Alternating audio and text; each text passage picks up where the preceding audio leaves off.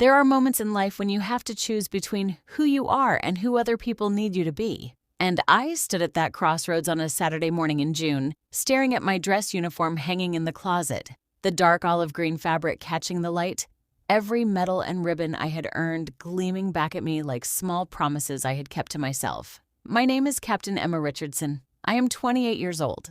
I have served my country for 6 years in the United States Army. I have deployed twice to Afghanistan. I have stood with my sisters and brothers in uniform through dust storms, through loss, through moments when the line between life and death felt like a breath away. I have earned every single insignia on my chest, and I wear them with pride. But that Saturday morning, my mother was asking me to take it all off. Let me tell you who I am first. I grew up in a traditional American family. My father a corporate executive, my mother a former beauty queen turned stay-at-home mom, my older brother Chad heading the family business, and me, the unexpected second child who was supposed to follow a more conventional path. College at an Ivy League school, marriage to someone from the right family, children, a perfect suburban life. That was the plan written for me before I was even old enough to understand what dreams meant. But I had different dreams. When I turned 18, I did something that shattered my mother's carefully constructed vision of my future. I walked into a military recruitment office and signed the papers without telling anyone. My parents were devastated. My mother cried for weeks. My father refused to speak to me, treating it like I had betrayed the entire family legacy. How could I choose a soldier's life when I could have been someone's respectable wife? When I could have worn a white dress at a country club wedding and given them grandchildren to show off at dinner parties?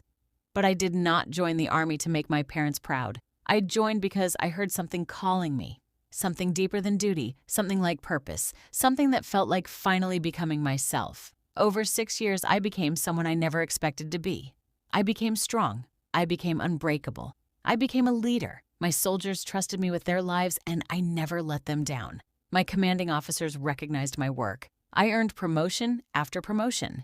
The little girl my mother had tried to mold into the perfect blonde debutante had become the captain everyone depended on. My parents, over time, learned to tolerate it. They would never be happy about it, but they accepted it the way people accept things they cannot control, with quiet resentment and the hope that maybe, one day, I would wake up and come back to reality. Until my brother's wedding. Chad had met someone, a girl from a prominent family, the kind of girl my mother approved of immediately. It was going to be the wedding of the year, black tie, country club, the kind of event where everyone who mattered would be watching. And then, 3 weeks before the wedding, my mother called me. "Emma, honey, we need to talk about what you're going to wear to Chad's wedding." I knew immediately something was wrong. My mother never just asked directly. She always danced around things. "I was planning to wear my dress uniform, Mom." "What's wrong with that?" There was a long silence on the other end of the line. "Well, sweetheart, your brother is concerned. He feels like having you in uniform might take away from the moment. You know how important this day is to him. He wants it to be perfect, and he's worried that people will focus on you being a soldier instead of celebrating his wedding." I remember the feeling in my chest, like something was breaking. "So he wants me to hide who I am?" "No, honey. He just wants you to blend in. Wear a nice dress. Be his sister at his wedding, not Captain Richardson." "I am both those things, Mom."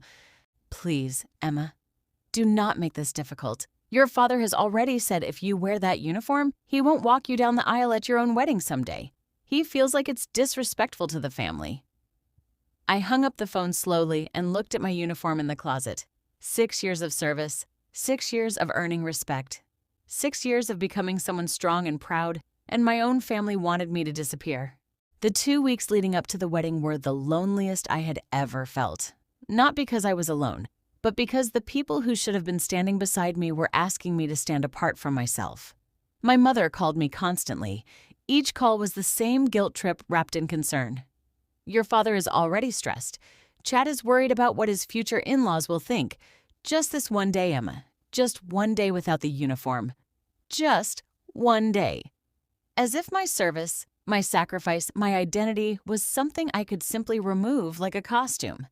My brother never called me himself. He texted once, "Hey sis, Mom talked to you. Really appreciate it if you'd just wear a dress." For me? As if asking me to erase myself was a simple favor. The week of the wedding, I started seeing photos on Instagram. Chad and his fiancée at engagement parties, the rehearsal dinner, my mother looking radiant in designer clothes, and nowhere in any of those photos was there any acknowledgement of what I did, who I was, why I mattered. I called my best friend, Colonel Sarah Martinez, 2 days before the wedding. We had served together. She was the one person who understood every part of this weight. "They want you to disappear?" she said simply. "Yes." "Are you going to let them?" I remember standing in my apartment, my uniform pressed and ready, my medals polished to a shine. And I heard myself say words that changed everything. No, I am not going to disappear anymore. "Good," Sarah said, "because that uniform represents every single hard decision you've made to become who you are. And your family needs to see that. They're going to be furious, probably, but Emma, you're going to be free." The night before the wedding, I barely slept. I lay in bed thinking about my father's face when he saw me, my mother's reaction, Chad's disappointment, and I realized something. I had spent my whole life trying to fit into a mold that was never designed for someone like me. I had been too ambitious for their comfort, too independent for their control, too strong for their expectations, and instead of celebrating that, they wanted me to hide it.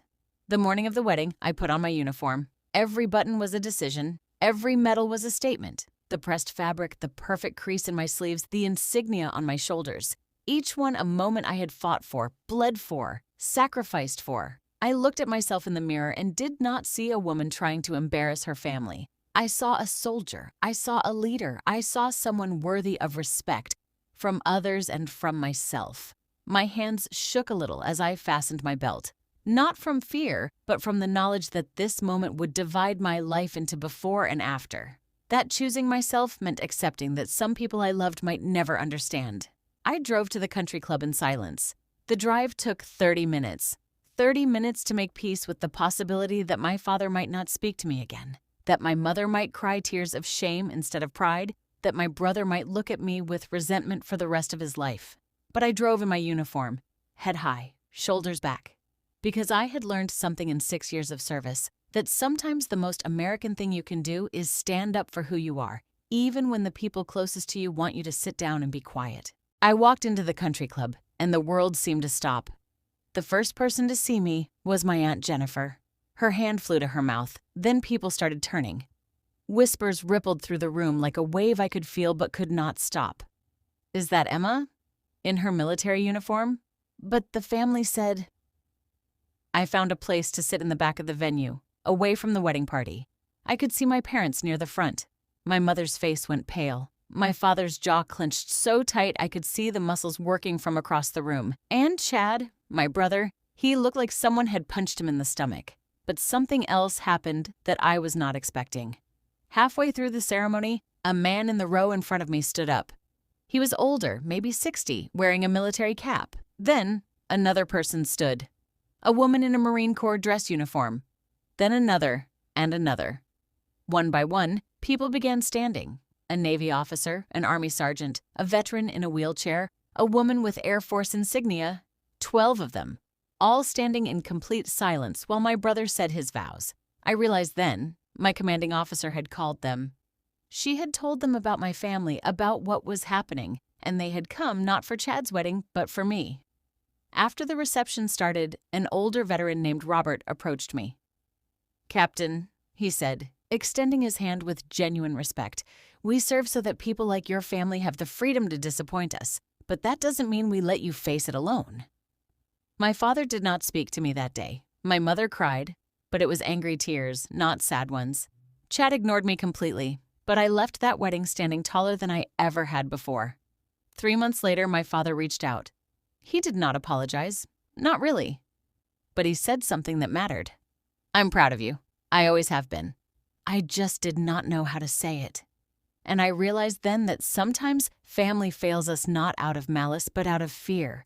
Fear that if we become something strong, something independent, we might leave them behind. To anyone watching this who has felt the sting of family rejecting who you are, know this: you do not need their permission to be yourself. You do not need their approval to be proud. And sometimes the people we love most will fight against our growth because it forces them to grow too. But there is a whole world of people who will stand with you when you stand with yourself. I wore my uniform proudly that day, and I have not stopped since. And maybe one day my family will stand too. Have you ever had to choose between family approval and being true to yourself? Share your story in the comments.